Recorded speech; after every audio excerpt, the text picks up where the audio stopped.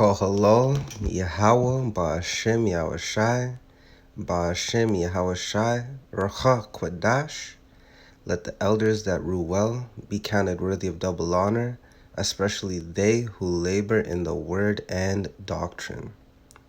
To the 12 tribes which are scattered abroad, greeting. Shalom, brothers and sisters, it's your servant Yashar with another epistle. You know me, I was perusing the news and this article popped up in my mind because I recognized some of these brands growing up, right? And it says here, take a look at how companies hide rising costs by shrinking the size of everyday products from toilet paper to candy bars. And you can see the size comparison. If we look at the Raisin Nut brand, one box is 10% smaller than the other. Yet the price remains the same because that's the type of world we live in. Job 9:24, the world is given unto the hands of the wicked. Who is the wicked? Esau, Edom, the so-called white man, because this is the type of shit he would do. You know what I'm saying? There's no fucking disclaimer on the back, excuse my German, saying due to rising costs, we've decided to decrease the box by 10%. I hope you understand. You know, but Esau, Edom doesn't roll like that. There's no integrity even when they're making billions of dollars selling GMO disgusting products. Right? They're just saying that ingredients in manufacturing are getting more expensive thanks to inflation, but these companies have been poisoning our people, Israelites, you so-called Negroes, so-called Latinos, so-called Native Americans, so-called West Indians, and so-called Haitians, and you Israelite foreigners that are descended from any of those groups, but you may not look typically like one of those groups, right? They've been poisoning us for all this time. And you remember, man, I remember eating Cinnamon Toast Crunch. Right, why was it so good? Because it was loaded with sugar and poison. But then who do they market to? Children. Thank you, how Mashai, we got up out of this, man. But here we go. So I'll just read some examples, right? So, right, it went from Clorox now includes 75 wipes per pack, down from 85 for the same price, man.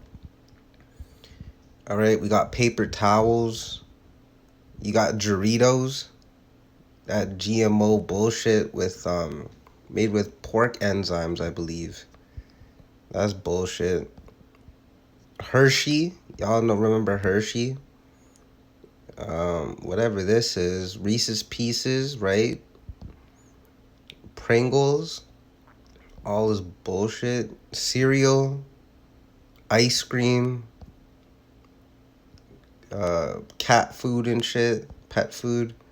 Charmin, now this one was interesting. Remember cha-cha-cha?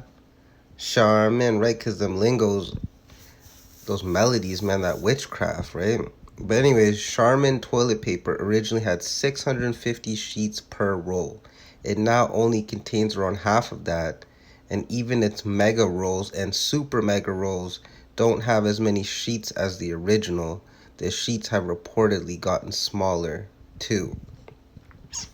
But it's the same price, no disclaimer. Y'all know Cadbury. If you remember the original Cadbury, or I shouldn't say the OG, like when it first popped off. I wasn't alive, but I mean the one in like, I guess you could say before 2008. It was like a square chocolate bar, like this shit you see if you watched Willy Wonka and the Chocolate Factory. But now they rounded the rounded edges and it contains nearly 10% less chocolate than before. But what do? They beef up the packaging and and then add a sticker that says 100% sustainably sourced cocoa. Right. more Cadbury products, and Toblerone. I remember that shit was popping. That shit pops off around Esau's Wicked Devil Day Christmas. But anyways, that's just 15 examples. All right. And let's get the scripts. So this is 2nd Ezra chapter 5, verse 54. Consider thou therefore also. Now we got to get the context. I'll give you the quick synopsis. Esdras, one of our forefathers, is having a very philosophical conversation with Yahweh Shem Shai. But Yahweh Shem Shai is talking to Esdras through an angel, because we all know you can't go directly to the Father. You need to go through the Son. No man getteth to the Father except by through the Son. So you can deduce that Esdras was most likely talking to Yahweh Shai, but don't quote me on that. So here we go. It says, consider thou therefore also how that ye are less of stature than those that were before you. Right? And if we look at this just at kingdoms, man, I know if you that statue thing, the head of it was represented by gold. That was the pinnacle of Wicked Kingdom. And then you have the feet, which I believe are made with clay. I'd have to look at the diagram again. But the point I'm trying to make is, as time went on, things got worse and worse and worse. At this current time, this is the most wicked society in existence. All right, back then we were taller, healthier. I heard a story in the scriptures that said it took two strong men of that time to carry a thing of grapes, man. So like, that's unfathomable, right? The curses have hit us heavy. We're weaker, smaller, like y'all already know, man. Y'all already know. So how does it relate to this article? Well, like, hey, man, it's everything is being affected. Everything. And that's beautiful, because I love when Esau Edom gets messed up, man. I love when they get fucked up. I love when their pockets get hurt, when they get betrayed and lied to and stolen from. But like, god damn, man, like, that's why when it says in scripture the snake was more subtle than any creature, these motherfuckers are subtle. But the water to Yahweh Shem Shai for having this article come to light, man. Damn. So it only makes sense. And then, when the great renewal happens, when Yahweh Shai HaMashiach returns with the Archangel Michael and the other angels, then things aren't going to be restored. They're going to be transformed. They're going to ascend in a form that never was possible. We're not going to look like anything we've ever looked like in existence. Imagine, back then, when it took two strong men to carry grapes, imagine what we look like. We're probably strong and healthy, but that will never compare to what's to come.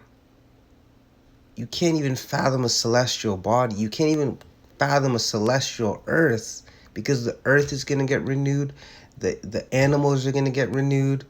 The plant life, like, everything is just going to get changed. 1 Corinthians 2:9, no eye has seen, nor ear has heard, nor has it entered into the hearts of man, the things that Yahweh Shem Shai has prepared for those that love him. Because we can't fathom Yahweh Shai's love for us. We can know a few things through the scriptures, like, for example, if it weren't for him having an elect, we would all be destroyed. Right? But that's just one example, man. And remember, it says his ways are not our ways. So let's move on to 1 John 5:19. And it says, and we know that we are of Yahweh Shai, and the whole world lieth in wickedness. That links up with Job 9 and 24, but how does it relate to this article? This is just one example of wickedness, okay? There is practically, Esau has close to next to an infinite amount of wickedness that they've perpetrated throughout their existence because they've been allowed to do that. They're a necessary evil. But my goodness, like like not even a motherfucking disclaimer. Not even like, when they show, I don't really watch TV like that to know what these modern commercials look like now, but not even at the end, in those medication commercials where it'll be like, are you suffering from erectile dysfunction? Take this and it will help. And then it shows like the old couple and him laughing and shit. Y'all already know. And then at the very end it says, possible side effects may contain death. It's like they didn't even bother to do that with the commercial. Like with these breakfast commercials, man. You know how sly Esau was? I remember this shit. You'd watch the breakfast commercial, and then at the very end, like literally a millisecond worth of commercial, they'll say, part of this complete breakfast. So you wasn't meant to just eat cereal and milk for breakfast. They showed like toast, orange juice, and fruits and shit. But that wasn't the main selling point. Like, that's how you know the world is controlled by Esau, Edom, and they embody wickedness. Because it says in scripture, if the righteous are in authority, the people rejoice. Like, damn. So we know that this place is in wickedness. So yeah, I guess things like this should be expected, but you gotta like dig deep for these kind of articles, man. Like, damn. So we'll end off with Ephesians 5 and 8. For ye were sometimes darkness. Yes, we were. I mean, technically, you still could say that we are because we know in part and don't know in part. And we know that things are a shadow of things to come. And we know that there's so much more to what we understand. And it also talks about how before the truth, we were in complete darkness, man. We couldn't tell our left from our right. We literally lived off emotion. And that's dangerous, I learned by going to camp. So that's extremely dangerous because you're pretty much just a beast that looks like a human. But going on, it says, but now are ye light in Yahawashi. Right? If it weren't for Yahawashi,